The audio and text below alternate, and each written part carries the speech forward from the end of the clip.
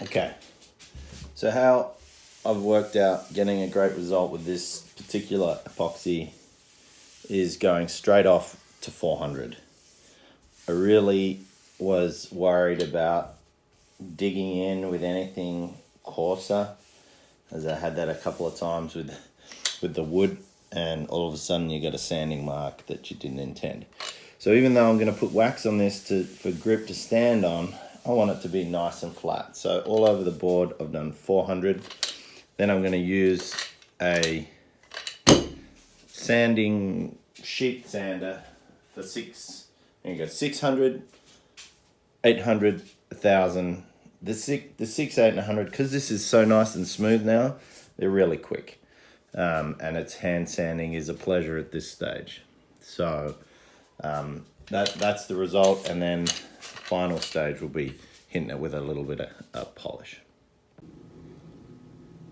Okay, so I finished this surface to 1000 grit. I used what I could find in the shop, so 400, 600, 800, 1000. Can't get it anywhere, but it's pretty easy to find really. And now I'm going to move on to the sides. Sides are a little bit more boring, but I don't know if you can see it, but that's 400 on the side there versus 1000. So it is nice and smooth, and still see the beautiful wood grain, beautiful smooth feel. There's 400's feeling really smooth, but still a bit cloudy.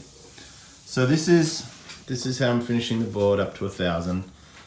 Really, after the 400, which takes some detailed pressure sanding and light pressure, I mean, we've got to make sure we don't cause a blemish. The 600, 800, 1000 grits, probably 10 minutes each, and really it's more of a polish. Feels like more of a polish than a sand, but it's a very light abrade to finish it. So getting pretty close now. We'll do the sides, and we'll keep going.